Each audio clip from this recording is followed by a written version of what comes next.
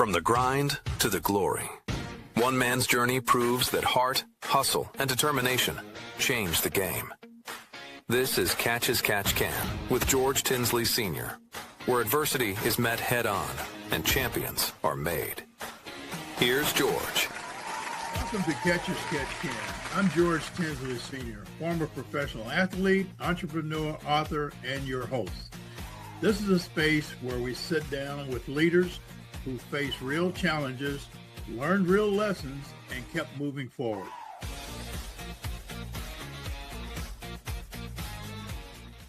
Welcome to Catch as Catch Can. Today, our guest is Tommy Rodriguez. Tommy is the Chief Growth Officer at Network Smart, a top-ranked sales leader and a cold calling expert who has generated over 1,100 executive meetings, a transformational life coach, corporate trainer, and keynote speaker featured in Who's Who in America. Tommy helps organizations drive growth through leadership, authentic connections, and elite sales execution. Tommy, welcome to the program. George, absolute pleasure to be here with you today. Oh, it's our pleasure, young man, to have you on the program. This obviously is our Catch as Catch Can program, where we're talking a lot about turning obstacles to opportunities. And what we'd like to do with you is to hear how you began your career and started off, and some of the obstacles that you ran into and that you were able to take and turn those into positive success stories. So let's start off by giving us a little bit of background about your beginning. Yeah, of course. So I would say that this whole journey kind of started my last year at college. I read a book called The Energy Bus. That kind of sparked some interest of mindset in me, right? So after I read that book, it kind of flipped a switch there. So I went on to then read a lot of leadership books, some mindset stuff. But that's one thing, George, just at school, no one really ever grabbed me and said, hey, you'd crush it in sales or anything like that. I didn't really know exactly what I wanted to do, but I know that, mindset could change my life.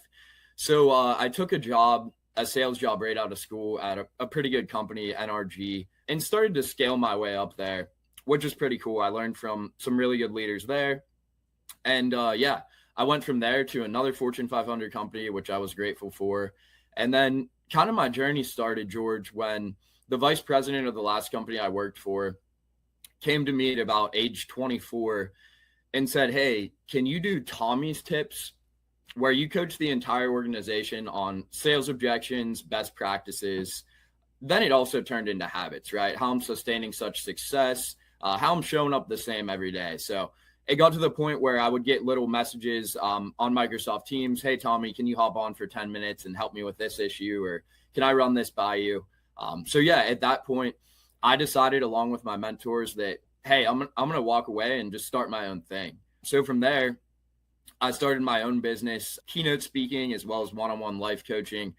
I was grateful that the president of my university at IUP asked me to come speak to the top 20 leaders in the business school. And that really sparked my career. There was some people in that room that I really impressed, and it kind of had my career take off there.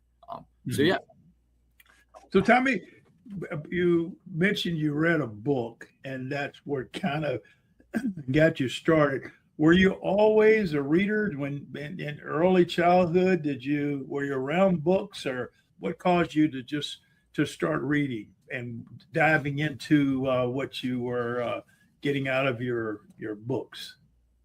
Yeah, so I would say, George, I was not a reader at all, right? I was a very sporty kid, athlete, the popular guy, I guess you could say.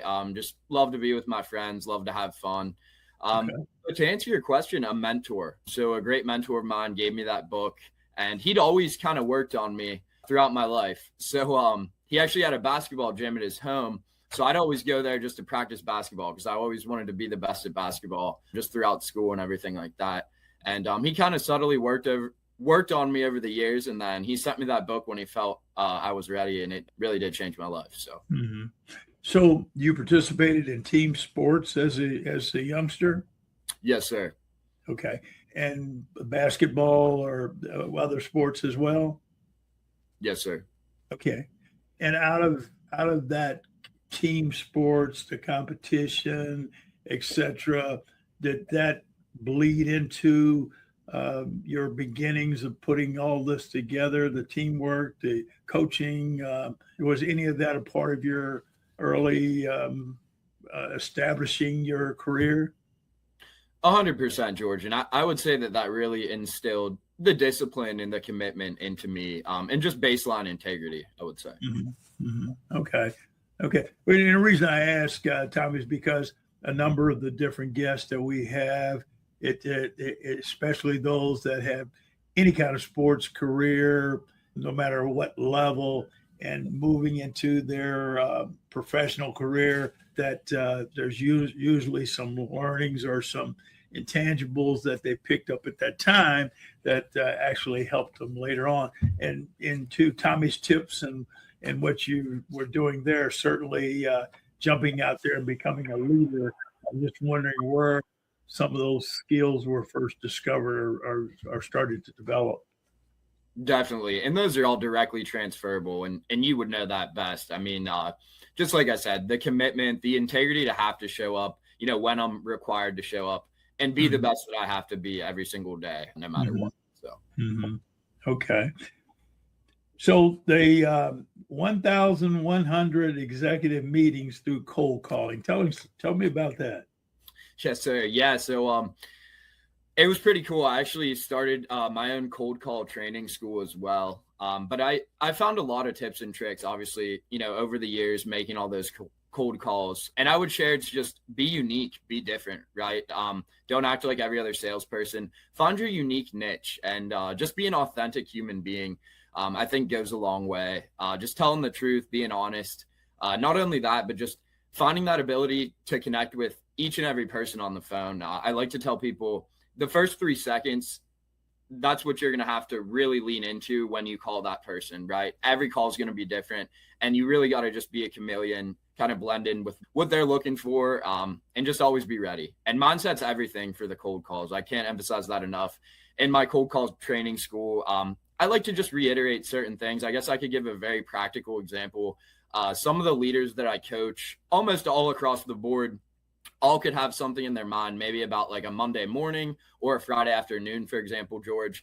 They can make up in their head, oh, it's 2:30 on a Friday afternoon. A business owner is already, off on the boat on the weekend. Or they could think, oh, it's Monday morning, so this business owner doesn't want to talk to me, right? So they play these mind games in their head that I just think really hold them back and get in the way. So I try and help them kind of overcome those obstacles. That's very interesting. I receive calls on my end, and a lot of times I listen to the introduction to try to figure out whether I want to respond or whether I want to go on with the call, just how that person initiates the overall conversation. And what you're telling me is that it's a skill set that you've developed over the years on how to handle the initial call. Is that correct? Yes, you're exactly right. Yep. Okay. Yeah. That's a talent in its own. Okay. What inspired your transition into the chief growth officer role at Network Smart? Yeah, so I met just a great individual. She's just been in business for years in Pittsburgh as well. So a plethora of connections, just kind of 20 to 30 years of connections. And just her integrity really stuck out to me because I was at a point, George, where I was rocking and rolling, with my own thing and the keynote speaking. But I had the opportunity there to connect with a lot of high-level leaders in Pittsburgh. And so I really wanted to help her kind of grow the business. So she brought me on to kind of help out, bring in, an authentic, I guess, younger style. She was 66 and it was just awesome. So I'm still doing that with her as well. And it's nice. It kind of all goes hand in hand. So when you think in terms of authentic connection, what does that mean? Being authentic and the connection, what does that actually mean to you from a connecting standpoint? Yeah, so I would just say, George, say we're in a room and we're going to a networking event. You're being uniquely and authentically you, right? So what you believe in and your core values. So if I start talking to you, George, and you're telling me an interest that you like, I would not mimic that interest if I didn't truly like it, right? I'd be like, oh, that's cool. I respect that. But, I'm looking to connect with my people, right? Because then in turn, you want to be authentic and real, because if you're connecting with people when you're not authentic and real, it's just leading you further away from who you should truly be there with. So I'm a big believer on that. So how long does it normally take you to, in a cold call connection, how long does it normally take you to determine whether this is going to be a success or whether this is not going to work, and deciding when you might cut that call off? Yeah, so I would say I always like to, I don't want to say push because that's a strong word, but I always like to get past an objection or two and just figure out really what they need, right? It's not about me pushing a product on them. It's about, is this a good fit for both of us, right? And I think that's another reframe that a lot of salespeople could have. I know I just meet a lot of young salespeople that are there, like just trying to push this product on that person at that time. And in reality, they might have bought from you maybe in 6 months to a year, maybe in a year and a half. It just wasn't the right time. So just really having a laid back approach to figure out what they need, right? So tell me, how long have you been doing this, cold calling and teaching and working through that? I'd say about probably like 5 years now. 5 years. Do you see it getting easier? Or do you see it getting more difficult to do that? So that's a great question, George. So in this day and age right now, I know there's a ton of small companies, even like decently sized companies, they're using these parallel dialers, right? So you're having these companies like use AI to get like 5 people on the phone and then it beep and hop on. I think that's really just, I don't want to say killing the industry, but I'd say hurting the cold calling industry, because people just want someone on the phone that's authentic. They don't want to talk to an AI robot to get there. So, yeah, I'd say I've seen the industry change a little bit over the years, but I still think that a true authentic cold call on a cell phone, and you're not trying to push them, could work, right? So. Okay. So in working and coaching with leaders, what do you think has worked best as far as coaching and counseling these folks to help them be successful with the cold calling and so forth? Is there a specific program you go about training and that you find it works better? Yeah, so I would just say it's a lot of mindset and just daily practices, right? It's like, what am I doing every single day to put myself in that right framework to have the best chance and opportunity of being successful, right? So I tell people all the time, show up the same every day, do those same right actions of integrity, and success is going to come, right? So if you just keep showing up, doing the work, I truly believe it'll come. So how's reading the 100 plus leadership books and listening to 750 podcasts influence your coaching style? Do you still feel that it's evolving with your training? Yes, I do. And I would say every week, George, right? I'm reading 1 to 2 books at least, and I'm doing mindset podcasts. I'm doing like 5 or 6 a day, right? To constantly get a new perspective, maybe hear something new just to provide for my clients. So I feel obligated just to be the best I can be, then in turn to provide that opportunity for my clients. So. That's interesting. I'd heard that in one of our other podcasts, the guy was doing mindset in franchising and continued to grow and be able to develop more skill sets to help in his area of expertise in the franchising. Let's see, what principle, I'm looking at some of the questions that posed at our audience that listens in, what they might be interested in knowing. What principles guide your work as a transformational life coach? What principles do you lean on? Yeah, so I would say I'm really big on meditation, sauna, cold plunge, and feeding your mind positivity. So I guess I could even use just a little analogy. When it comes to being positive and just having things top of mind that want to make you the best, you need to feed into your mind way more positive than negative, right? So I believe that for every 5 positive things you get, you only want 1 negative in there, and you don't want the negative, right? But sometimes it creeps up, but it's constantly feeding yourself the positivity, because we're all human beings. And even all the leadership work I did, the more that you lean towards the negative, you're just quite literally going to get closer to that. So I just think that feeding yourself great positive things every single day is just everything. But to get to the analogy, so pretty simple. So a NASCAR driver, right? The first thing they teach them as a NASCAR driver is don't look at the wall. Why don't they look at the wall? Because they're riding around 200 miles an hour. The more they look at the wall, closer and closer they get subconsciously, right? So it's the same with our negative thoughts. The more and more we think about them, the closer and the closer we get, right? So I just like to share to people, keep it on the positive as much as you can, try and wire that there. So makes sense. Don't look at the wall. Yes, sir. That makes sense. How does Tommy's tips and your chamber involvement strengthen sales teams and in the communities that you work in? Yeah, I would say directly something that I really help, George, just with leaders, right? Obviously, I'm a young man, so I have just some different styles I've watched leadership over the years, over a few different generations, and on how they coach and how they lead. And something I just really like to share is just connecting before correcting, right? There's a lot of high-level leaders, and hey, I have very high standards for myself as well as my employees and my team and anyone that I lead. But I know that if I want to hold them to the highest standard I would like, that I have to connect with them first, and they have to know that I have their back, right? They have to know that I will do anything for them.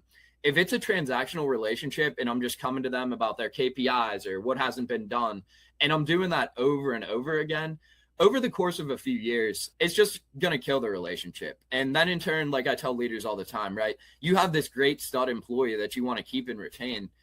Well, the second that you're just hitting him with these things and not caring about him, when that next person comes along to give an interview, he might take that interview, he or she, right? But if that relationship's there, he might shut that down. So just stuff like that sometimes leaders don't think about in the nitty-gritty day-to-day. Interesting. Okay.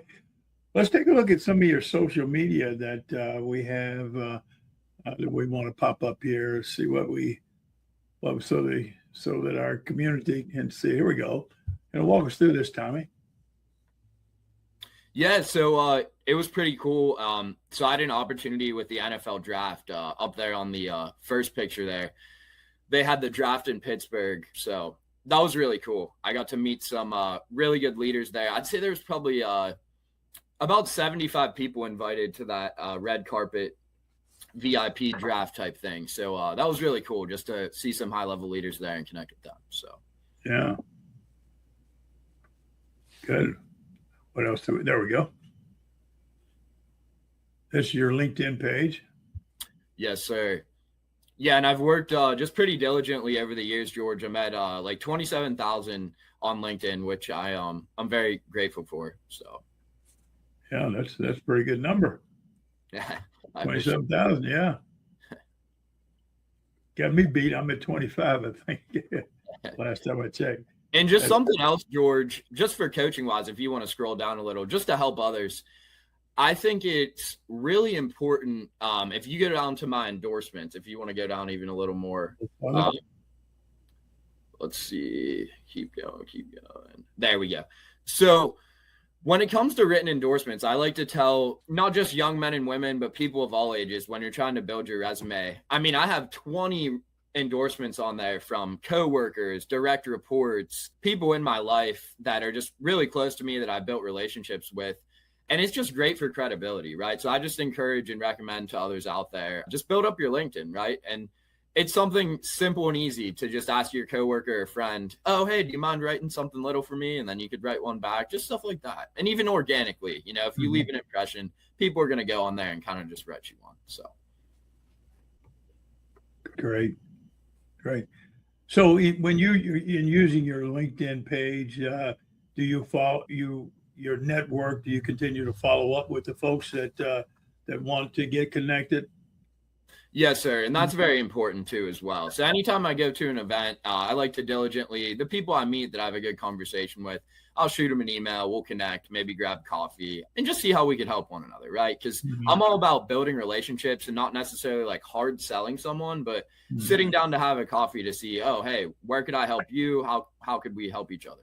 So, So in your community, Tommy, there in the Pittsburgh area, do you do just volunteer community stuff with school systems or with chambers of different events there?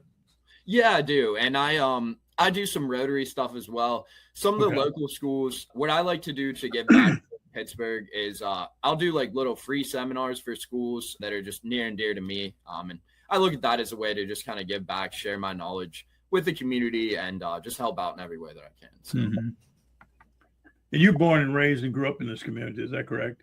Yes, sir. Yeah. Okay. Yeah. That's excellent. That's excellent. Okay. Let's see, Tommy, if folks that are looking at your field and getting involved in it coming from something else, what advice would you give them in getting into sales and getting into making cold calls or just looking at it as a career as successful as you have been? What advice would you give them? I would say always find a mentor, right? Always find someone that leads a life you would like to live. And because I'm very big on only take advice from people qualified to give it to you, right? That lead the life you like to live. So find a mentor that you audit. And I like to say too, not only in their sales life, but their family life, right? How do they treat others? Things like that. But I really recommend a mentor can really help you. Okay. So you come from a big family in the area? I do, actually. Yeah. I am one of 10 grandkids on both sides. So wow, it's pretty cool. I'd say that's pretty good size. Yeah. It is. So it's awesome. So, well, interesting. Okay. Closing thoughts. What would you like to share with professionals out there? Do we have some comments on that? Okay.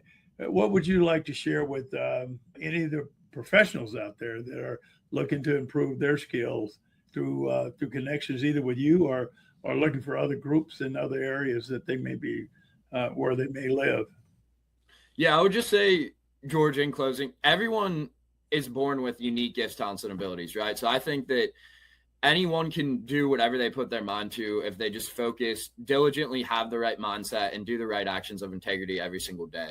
So, there's always room for the best out there. If you just diligently work hard every single day at where you want to go, and you have your dreams, you have your visions, you keep those closer than anything negative or getting in the way, you will get there, right? So I just want everyone to know that. And it's a huge thing. And I just recommend to people too, right? Get out there, network, talk to people, talk to clients, talk to the lady at the grocery store, right? You never know where a conversation can take you, or just putting yourself out there. Always dress, be the best, and just go out there with a loving connection of just wanting to help others, right? Not necessarily trying to get something for you, but just trying to help others, and you'll get where you need to go. So one of the key things you just mentioned, along with the rest, was integrity. That seems to be a real key theme for most successful people to have integrity and show caring and for those that you're working with. And that seems to be one of the key points that we continue to hear in our with our different podcast groups. So, Tommy, I really appreciate you being on our show today and giving us some insight to your successful career, and wish you all the best as you continue on, and hopefully get some more sunshine up there in the Pittsburgh area. But it's been a real pleasure to have an opportunity to speak with you today. Yes, sir. I really appreciate that, George. This was awesome today. But thanks again. Thank you. This has been Catch as Catch Can. The game isn't over. Your success story is just getting started. Head to tinsleyspeaks.com for exclusive content, resources, and opportunities.